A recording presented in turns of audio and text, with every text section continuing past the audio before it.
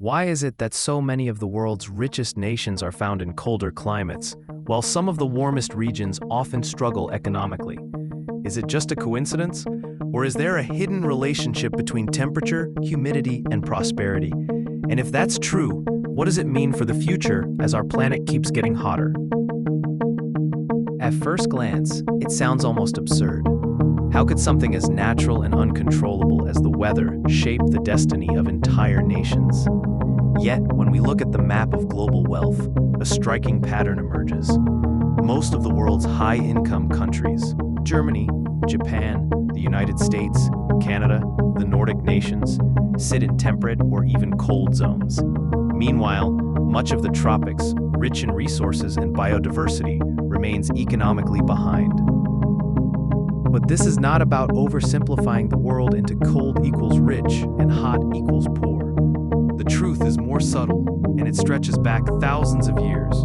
Climate has quietly shaped agriculture, health, and industry in ways that ripple into today's global economy. Think about it. In colder regions, survival depended on planning ahead. People had to store food for long winters, build insulated homes, and innovate ways to keep warm. This culture of preparation may have laid foundations for complex economies. On the other hand, tropical zones offered abundant food and water year-round, but also came with challenges. Humidity and warmth created breeding grounds for diseases like malaria or yellow fever, weakening populations and slowing economic growth. Even today, this translates into higher healthcare costs, shorter working lifespans, and reduced productivity. It's not that people in hot climates worked less, it's that the environment imposed heavier burdens. Now imagine you're a farmer in medieval Europe. Harsh winters mean you can't plant year-round. You need systems, calendars, and cooperation with neighbors to survive. Compare that with a farmer in a tropical region who can plant multiple crops in a year, but must constantly battle pests, rot, and extreme heat. Different environments created different pressures, and those pressures shaped different societies. But let's move forward into the industrial age. Factories thrived in cooler climates because machines overheated less and workers could labor longer without collapsing from heat stress. In hot and humid environments, industrialization required far greater investment in cooling, health systems, and infrastructure, barriers that many countries couldn't overcome at the same pace. That early head start, compounded over generations, widened the gap between nations. Modern science even shows how temperature affects productivity at the micro level. Studies reveal that when the daily average rises above 30 Celsius, worker output declines sharply.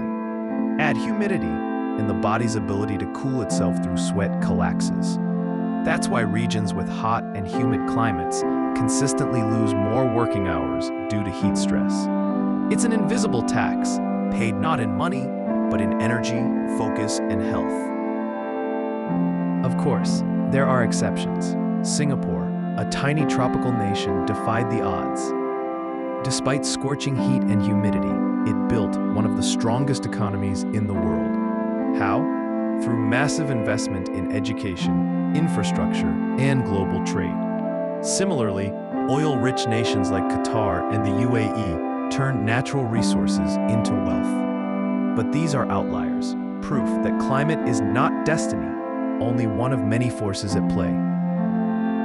Here's a thought experiment.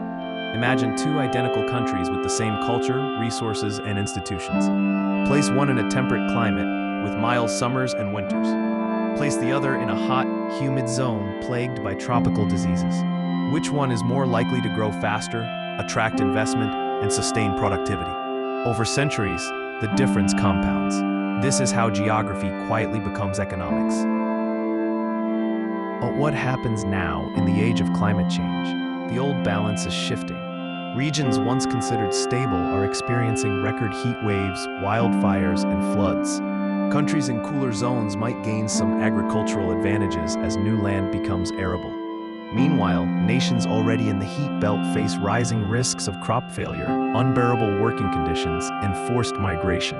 The relationship between climate and prosperity isn't just history, it's the future unfolding before us.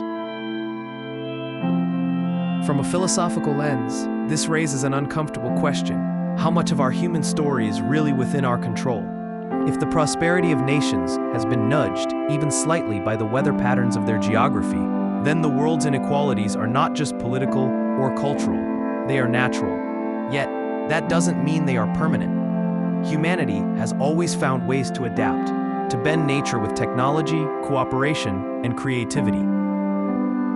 And here lies the hopeful side. Air conditioning, vaccines, irrigation, and global trade have already weakened the link between climate and poverty. As renewable energy and technology spread, countries in warmer climates may leapfrog over old barriers. A child born in sub-Saharan Africa today could, with the right investment and stability, grow up in a society that transforms the disadvantages of heat and humidity into resilience and innovation. So maybe the true story is not that cold makes nations rich, but that struggle shapes societies. In one part of the world, the struggle was winter. In another, it was disease and heat.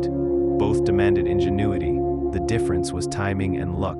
But now, for the first time in history, the same global challenge, climate change, is pressing on everyone at once. The question is whether we will meet it together or repeat the same cycles of division. What if the wealth of the future is not determined by where you live, but by how well we share knowledge, technology, and adaptation strategies? What if climate becomes not a curse, but a catalyst, forcing humanity to cooperate in ways we never imagined? That could be the turning point, the moment where geography no longer writes destiny, and where prosperity is finally unchained from climate. The relationship between GDP and climate reminds us of a simple truth. We are deeply connected to the earth that sustains us. Temperature and humidity may not dictate our fate, but they shape the playing field. The rest is up to us. And perhaps that is the ultimate lesson. No matter how cold or hot, no matter how humid or dry, the true wealth of a nation is not just in its climate, but in its people's capacity to adapt, to learn, and to imagine a better future. If you found this perspective thought-provoking, I'd love to hear your take. Do you believe climate still defines prosperity today, or have we broken free from it? Leave a comment below, even if you disagree. Hit the like button if this gave you something to think about, and don't forget to subscribe with notifications on so you don't miss the next theory we explore together.